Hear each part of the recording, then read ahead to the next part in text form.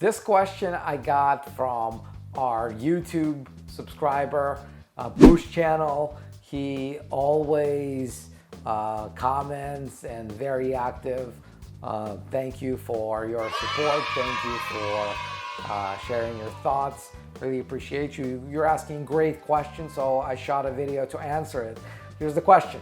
Have you done a video about the subject of trademark infringement in Google pay-per-click ads?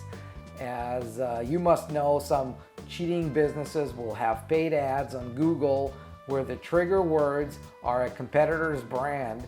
When a consumer searches for that brand on Google, the search result may come up with the ads placed by other businesses in the same industry.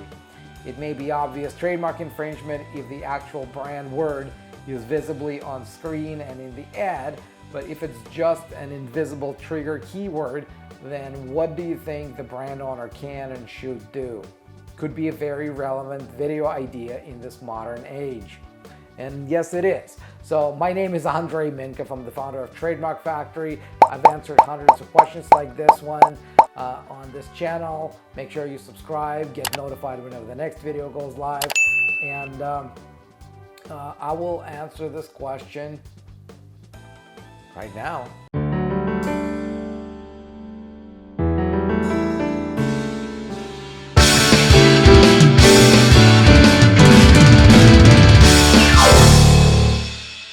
So there's two parts to this. One is what can you do through Google, and the other part is what can you do outside of Google. Let's start with what you can do through Google, because guess what? They've got their own policies that regulate what people can and cannot use in their Google ads. So they've got a whole page where they answer the trademark, the questions about trademarks on their ads policy. So what they're saying is that Google abides by local trademark laws, okay, and requires that Google ads don't infringe third-party trademarks. We recognize that third parties may properly use trademarks in certain situations, such as by resellers to describe products. And they say if a trademark owner submits a complaint to Google about the use of their trademark in Google ads, they will review it and may enforce certain restrictions on use of the trademark. And here are the policies that apply to trademarks used in text ads on the search network, and they're enforced when a trademark owner submits a valid trademark complaint to Google. So here is what they are. So trademarks in ad text, which is the actual text that people see when they search, and then the result pops up.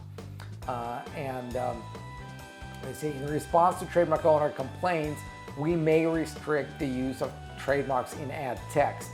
There are specific requirements for resellers, informational sites, and authorized advertisers who want to use trademarks that would otherwise be restricted. So essentially, if what you're doing is not competing with somebody else's brand, maybe you're sharing information about that brand, then Google says it might be okay. If you're an authorized dealer or an authorized reseller, that may also be okay. And there are specific policies for that. What they're saying is that if a term is not used in reference to a trademark, for example, when the term is used descriptively in its ordinary meaning rather than in reference to the trademark, or ads referring to goods or services that do not correspond to the trademark. So for example, if I wanted to sell apples, like the fruit, and I would be using the word apple in keywords, that's not trademark infringement, and that's perfectly okay. I don't need to get anybody's permission to do that. And even if Apple complained, like the phone company, the computer company, even if they complain to Google and say, hey, Andrei is trying to use our name as a keyword to sell apples, Google would ignore that. So they say ad extensions and other ad formats. They say for certain ad extensions and formats, ads may use a trademark and ad text when referring to the trademark or provide additional information about the advertised products or services. Okay, that makes sense. Now, this is where they address the question of keywords. Trademarks as keywords. And they say we don't investigate or restrict trademarks as keywords. So basically Google says we're washing our hands. We don't care. Anybody can use anything as keywords. If they want to use your brand, your trademark as the keyword to target their ads, to trigger their ads, you can do it, or at least Google is not going to get involved. But for European Union, where European bureaucrats are much more active in terms of coming up with all sort of directives as to who can do what. They say for ad campaigns targeting the European Union and European Free Trade Association regions, the policy for trademarks in ad text and keywords applies. However, in response to a valid complaint in these regions, we will conduct a limited investigation as to whether a combination of keyword and ad featuring a trademark is confusing as to the origin of the advertised goods and services. If we find that the combination of keyword and ad is confusing, we will disapprove it. So basically what they're saying is we're not going to look at keywords anywhere except for EU, because in EU they went after us and they forced us to investigate unlawful use of other brands in somebody else's keywords, right? But again, they're saying not everything, not every use is a problem. Using descriptively is okay. Ads for competing products and services, ads for the sale of products and services, replacement parts, compatible products, services corresponding to the trademark. So they all look at different things. Ads for sites that provide informative details about products or services, and certain ad extensions. Okay. Now the other thing is trademarks in display URLs. So you got text that where the copies, right? Where you are given a few lines of text to tell people who search what they're going to find when they click the link. There's also the keyword, which is what triggers the display of that ad to the person who searches something. And there's also the URL, which is the visible part of the address that you see when you do your search on Google. And that says, in response to a complaint about an expanded text ad, we may restrict a trademark from appearing in the subdomain or an advertiser's display URL.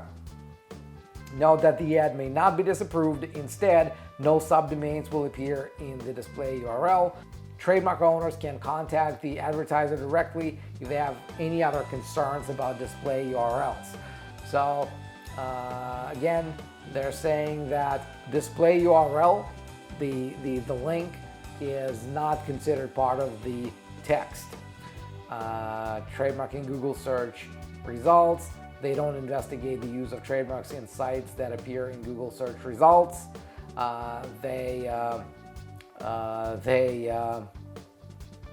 Terps in other types of ads.